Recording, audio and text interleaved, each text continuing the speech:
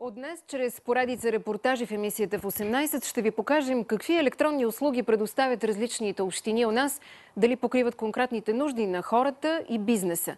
И ясно е, че все още сме далеч от работещо електронно правителство, но в различните общини достъпът до подобни и лесни за управление услуги е различен. Почти всеки се е сблъсквал с формалности при издаването на един или друг документ. Един от най-драстичните примери е невъзможността за получаване на документ за наследници по електронен път. Николай Минков беше в Пловдив и Стара Загора. Здравей, Ники!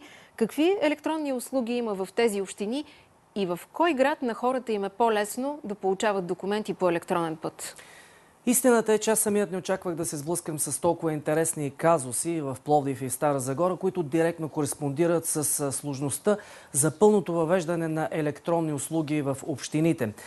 Оказва се, че държавата е длъжник все още в законодателен аспект, т.е. винаги има момент, когато гражданина трябва да присъства на гишето или да заяви за дадена услуга, или пък да получи своето удостоверение, преди това и да плати на касата. Защо е така? Пак казвам, това е проблем в законодателството, тъй като документът, който издават общините по електронен път, е дубликат. А ако искаме да го представим пред държавните институции, те все още държат той да е с мокър печат. А и при нотариусите това е задължително. А колкото до общините Пловдив и Стара Загора, мога да кажа, че специално градът под Лепите е с едни гърди напред. Те предлагат по-интересни и повече по обем електронни услуги за гражданите. Но в Пловдив пък са насочили своят акцент към бизнеса. Нека да видим и самият репортаж, който направихме с оператор Огнян Колчаков. Най-предпочитаните електронни услуги в Стара Загора са СМС паркирането и регистриране в детските заведения. И докато шофьорите за сега са доволни, то майките искат разширяване на виртуалните услуги. Срещаме се с 27-годишната Диана Михайлова, която ежедневно ползва млечната общинска кухня за своето бебе.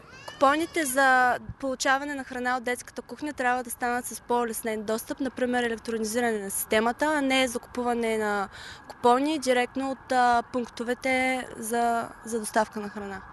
В Стара Загора грижата за децата е на първо място, твърди секретарят на общината Делян Иванов. Предстои да електронизираме прием в първи клас, целият процес по предоставяне на храна от детските кухни.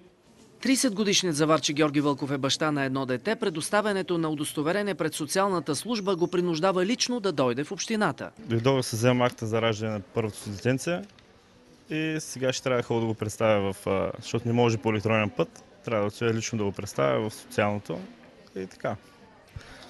Защо не може по електронен път? Защото трябва мокър печат и там те се го изискват от социалното. Нуждата да промени договор за служебно ползване на паркомясто води бизнес дамата Павлина Атанасова в Центъра за обслужване на гражданите в община Стара Загора, въпреки че услугата се предоставя и в електронен вариант. В случая се касае за промяна, която изисква моето лично присъствие, затова и се не може да дойде лично. 22-годишната студентка Кремена Душева е пред гишето за изваждане на удостоверение за настоящ адрес. Защото ми трябва за изваждането на здравна книжка за студентската практика. Трябва да дойде, защото ми трябва като мокър печат.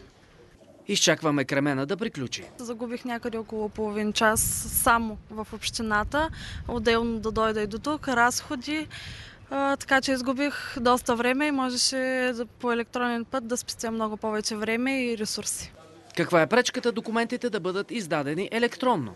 Заявяването на услугата е допустимо по електронен път, а самото получаване трябва да стане лично, поради това, че документа, който се издава е с мокър печат, единствено такъв може да им послужи и да е валиден пред другите институции. В община Пловдив пък признаха, че при разработването на виртуалните услуги са се водили от конкретните нужди не само на гражданите, но и на бизнеса, тъй като градът под тепетата се слави с многото хотели, то и услугите в бранша са напълно виртуални. Хората, които извършват хотелиерство, подават справките декларации по електронен път, те имат специален акаунт. Това е услуга, която изцяло без хотелиерите да се налага да ходят в нечие гише на общината или на района, се осигурява електронно.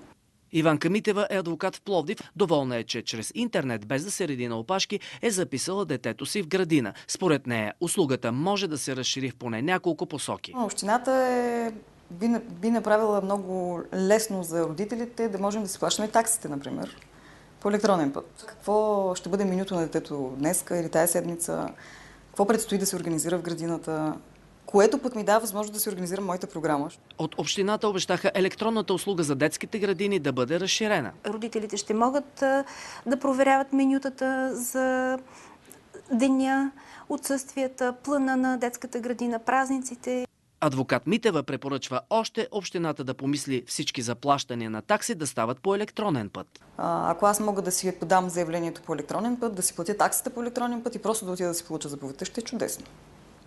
Защото иначе това цялото като технология ми коства 2 часа. В общината вече правят първите стъпки в тази посока, но пътят ще бъде дълъг. Имаме така наречената услуга виртуален посттерминал, който е разположен на нашия интернет сайт. Гражданина може да се регистрира и да извърши плащания на местни данъци и такси също. В Пловдив в електронен вариант се предлага и група само от информационни услуги. Имаме над 13 регистъра, които са за общинска собственост, за търговски обекти, за кучета, за регистъра на етажната собственост.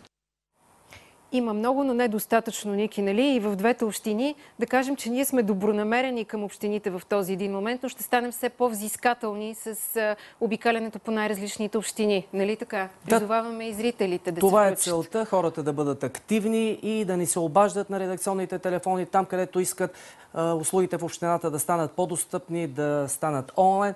Ние ще бъдем при тях с нашата камера и ще се опитаме да помогнем, като също така ще търсим и обратната връзка с държавата, която много държи на електронното управление. Така е. Ние ще бъдем и онлайн, защото ще приканим зрителите ни на електронния адрес на нашата електронна поща на новините и на сайта на новините да ни изпращат информация за това от какви услуги имат нужда.